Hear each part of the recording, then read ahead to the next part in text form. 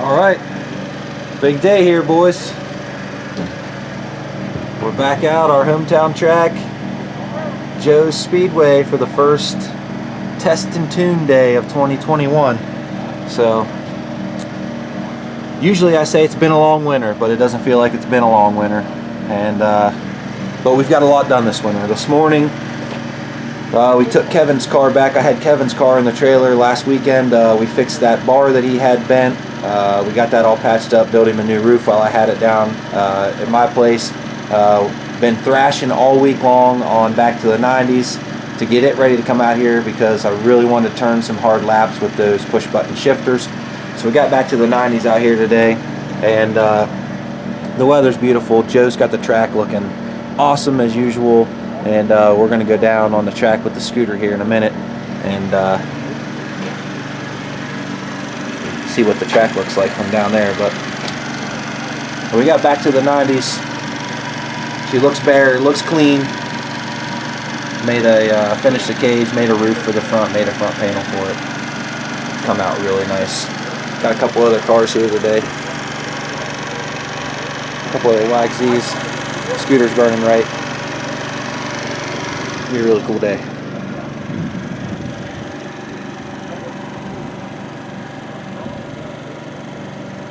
So that's what our stock class unit ended up looking like whenever we were done. Looks real good. We'll look at it a little bit more later on, but I'm going to jump on the scooter and head down. I want to check this track out. See what's going on. Should be an awesome day. Should be a fun day. We're going to learn, hopefully we're going to learn a lot today about how fast we can go in this totally stock machine. So here we go.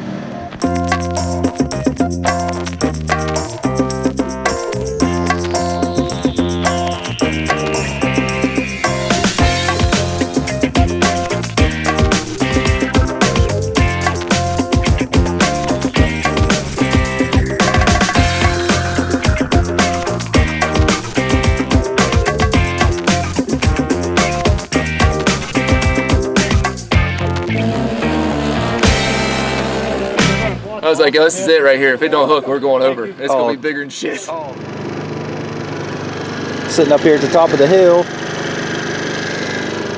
down into that nasty off-camber left-hander, which is not so off-camber anymore, actually. Joe got all that plowed out. I think we talked about that a little bit when we were out here with the stock machines out here, just playing around when Joe put that new jump in right over there. But that turn's not as off-camber as it was, and it's all clay now. And man, unbelievable what they do out here as far as prepping on this racetrack. I mean, for an off-road racetrack, it looks so good and so smooth. Can't wait to get out on it. We're about an hour out now. They're going to open the track up at 11 o'clock. It's about 10 o'clock right now. A couple cars sitting over there in the pits. Still more people coming. So I can't wait to get out here and turn some laps. I forgot to mention earlier, Kevin's going to take the day to finish his Pro Stock car up. He's got a lot left to do on it, so he decided just to stay at home and work on that a little bit, and might possibly come out a little bit later. But for now, he's going to work on his Pro Stock car. And Joe's hammered down on the Rhino. But anyways, we know exactly what lap time that we turn in the Pro Stock car, so it's going to be really interesting to see, how close we are with the stock machine as far as that lap time goes. So, yep, about an hour out. It's about 10 o'clock, 11 o'clock. They're going to open the track up, and we'll be the first ones out.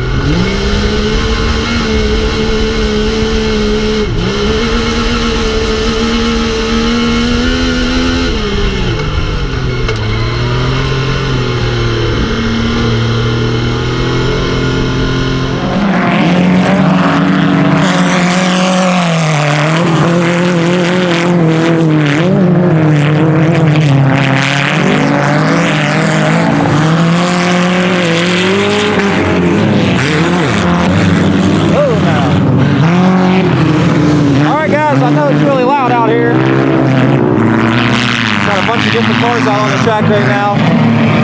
We had the stock class car out. The buttons are working awesome.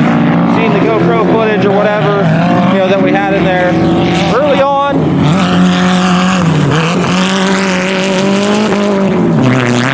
Red's laying the hammer down.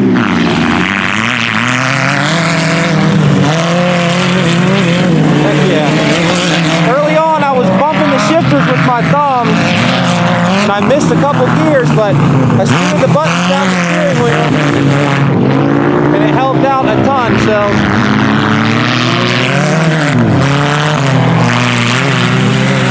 That is getting on it too, man. These guys are looking good.